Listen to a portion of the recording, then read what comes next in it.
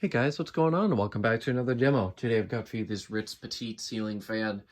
Once again, this is another situation where my other video wasn't on par, and since I hadn't uploaded yet, I just figured that I would just go ahead and remake it here. So as per usual, you'll not be seeing the old video. This is going to be the video, the only video, until I decide to do remakes years in the future. But anyways, yeah, this fan is 42 inches, 3 speeds, electrically reversible, all that jazz. It uses a claw type mount and obviously uses one of those bushings as or rubber bushings, or not totally like a whole thing. It's like it's kind of like a pin that's got like some rubber grommets on it. I think that's actually a better way to describe it. But yeah, the fan is in antique brass. It's got like oak blades or something with stencil on it. The stencil doesn't really show up, but I will go ahead and take you guys out of the tripod so you can see it up close. I do need to use the lamp to light the fan because this one shows up horribly on camera whenever I decide to record it. So this is just the only thing I can do to actually make it look good.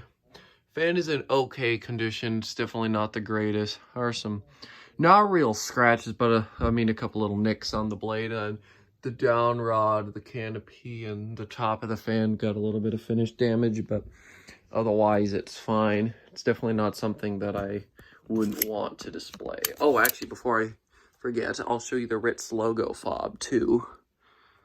I almost completely forgot about that, but I do really like how these fans have these. I didn't know that these existed, but you can see it does say Ritz. And it's got the logo as well. I did not know those pull chains existed until I got this fan. And I'll go ahead and throw it back in focus. Perfect. I'm going to go ahead and start the fan up on low speed.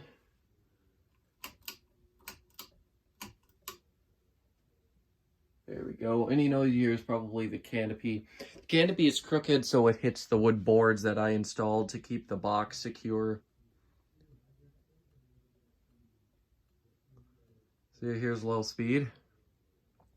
Does have a little bit of a wobble, but not terrible. Also, it's got a motor hum, but not terrible. I like that the low isn't ridiculously fast and it still moves air. That's one of my favorite things when it comes to these smaller fans. They can manage to do that. I really do love just the overall appearance of these sort of fans, so that also makes me like it. It kind of reminds me of the that JCPenney Moss heirloom that Cole actually has, because I believe it was Moss, Ritz, and Kodep all were made by the same factories because of the whole David Moss scamming people or scamming the factories and then the factory selling them to other names. But yeah, and one thing about them is that the arms on those 3 names I just mentioned are all pretty weak. I think one of the arms is a little bit out of clock, but I'm not going to bend it back because I don't want to risk breaking it. And the wobble honestly isn't that bad either, especially once it gets going. It's a very light wobble.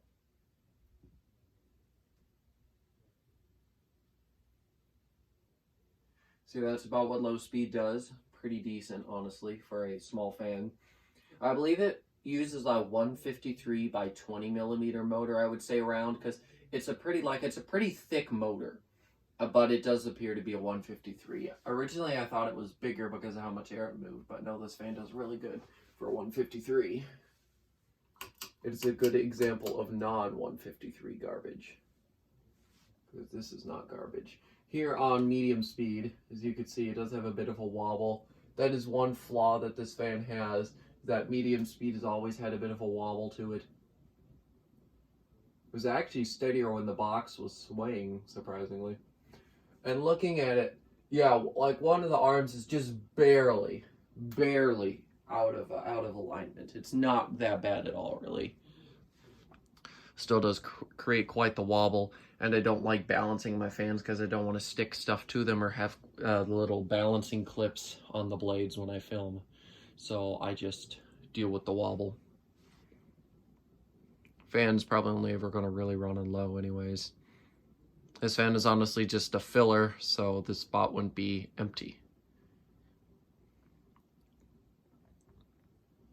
There's a little bit of bearing noise, but it's definitely not terrible. Nothing that really bothers me. One thing that does bother me, though, is how it looks like the face plates have a little bit of a darker tone of brass in the sideband and the motor or the switch housing.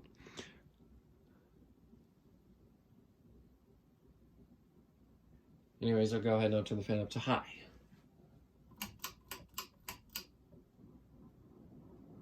Does sound pretty good when cool when it gets up to speed. And this is high. High speed really whips. It moves tons of air. It's a very strong little fan. Like, it's blowing around all sorts of stuff on my floor right now. All sorts of little wires and little napkins and crap that I've got to protect some fan blades on the floor right now. But yeah, it's a real beast.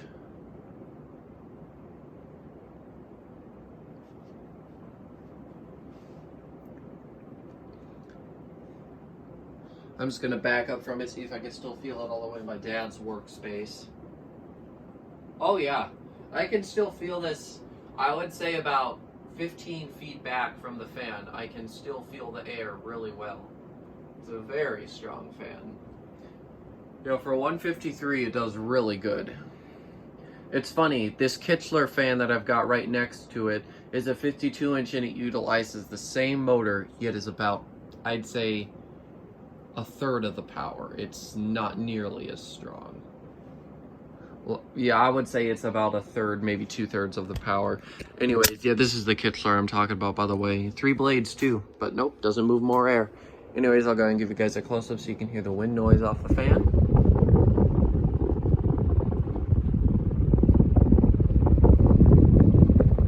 There we go. Now I'm gonna put you back in the tripod and then we will watch the fan coast. If I remember right, the fan does have a pretty decent spin down time. I could be wrong. It's been a while since I have spun it down. It's going to be a little bit of wobble as it's spinning down, as these fans usually do. Yeah, the canopy definitely does like to rock a little bit and hit the other boards. The canopy will never sit straight on this fan. It really drives me nuts.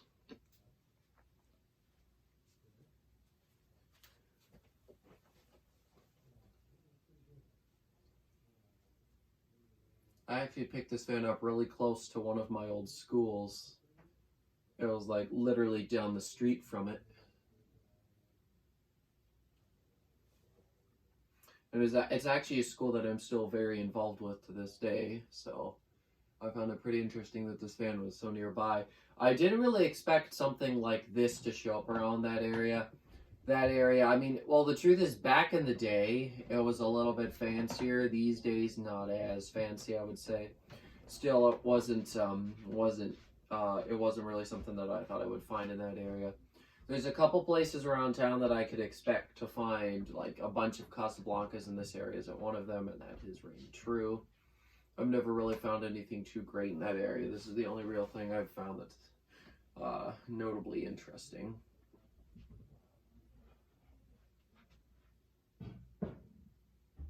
And, you know, for free fan, it was really good. And one interesting thing is it was actually sitting on the blade, so I'm very lucky that the arms didn't break back then, but they didn't, luckily, which makes me very happy. Overall, though, I really do like the way that this fan looks in the back, especially since it hangs down a little bit lower. That'll help give it a little bit more noticeability hanging in the back.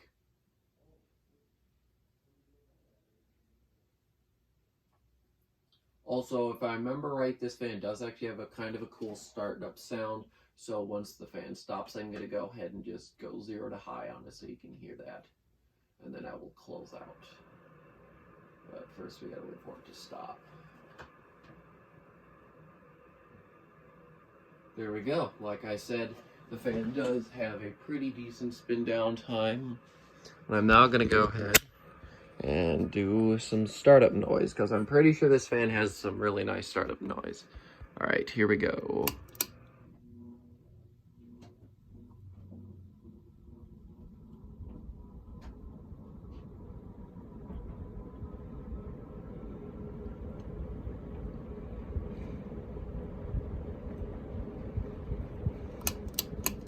I think that's about what you're gonna get. It's definitely not as cool as some of the other fans out there, but it's still something, that's for sure. And the AC is just kicked on, which is perfect timing. So I'm gonna go ahead and cut the video now. Thanks for watching, and I'll see you next time. Goodbye.